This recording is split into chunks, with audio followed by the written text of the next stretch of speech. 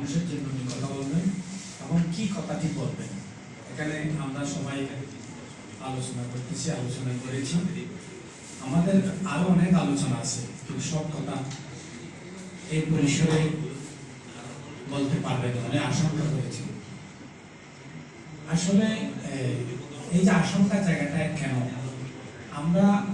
আমরা দেখলাম 14,000 টাকা বেতনের জন্য যেভাবে আমরা রাস্তাঘাট বন্ধ করে ফেলেছি, 14,000 কোটি টাকার জন্য আমরা কেউ প্রযুক্ত করছি। যদি রেজাউল করিম চৌধুরী একমাত্র ব্যক্তি এই কক্সবাজারের সিসিএনএ গঠনের মাধ্যমে ইন্টারন্যাশনাল বিভিন্ন দপ্তরের সাথে কথা বলার জন্য সুযোগ করেছিলেন আমাদেরকে নিয়ে। আমরা প্রতিটি দপ্তরে ইন্টারন্যাশনাল দপ্তরগুলোতে আমরা কথা বলেছি। এখানে আমরা সহ হেলথ কক্সবাজার সহ কক্সবাজারে অনেক এনজিও আছে, কিন্তু কোচ ফাউন্ডেশনের নির্বাহী পরিচালক কক্সবাজারের সুযোগ্য সন্তান, উনি এই কক্সবাজারকে আলোকিত করার জন্য দেশ এবং দেশের বাইরে যে কাজগুলো করেছেন, এই কাজগুলো কোনো মন্ত্রী এমপি কক্সবাজারের অন্য কোনো সন্তান থেকে আপনারা দেখেন নাই। আমি আসলে সাংঘাতিকভাবে কৃতজ্ঞ কক্সবাজারবাসী এবং এনজিওদের পক্ষ থেকে। আমরা যারা এনজিওতে কাজ করি আমরা অনেক কথা বলতে পারি না, কিন্তু রেজাউল করিম চৌধুরী একমাত্র ব্যক্তি, উনি ওইসব কিছু পণ্ডিত পেরিয়ে অনেক কথা বলেন।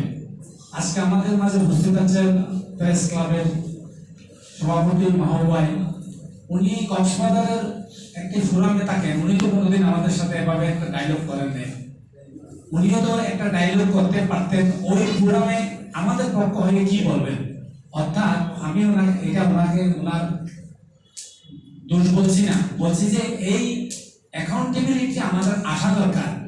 উনি ওখানে এই এনজিওদের প্রতিনিধিত্ব করার জন্য একটি প্রস্তাব করতে পারেন, যেহেতু উনি ডিসি এবং উনি সর্বোচ্চ ফোরামে উনি প্রতিনিধিত্ব করেন।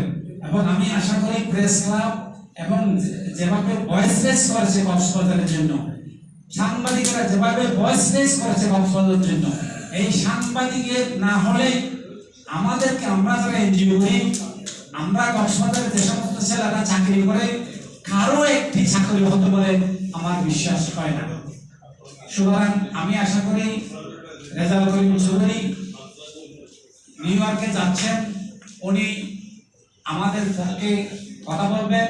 আমরা 3টা প্রেজেন্টেশন এখানে দেখেছি, যেগুলো কক্সবাজারের মানুষের জন্য, কক্সবাজারের মানুষের পাইকে পরিবর্তনের জন্য। আমি আশা করি উনি সুন্দরভাবে কথা বলবেন।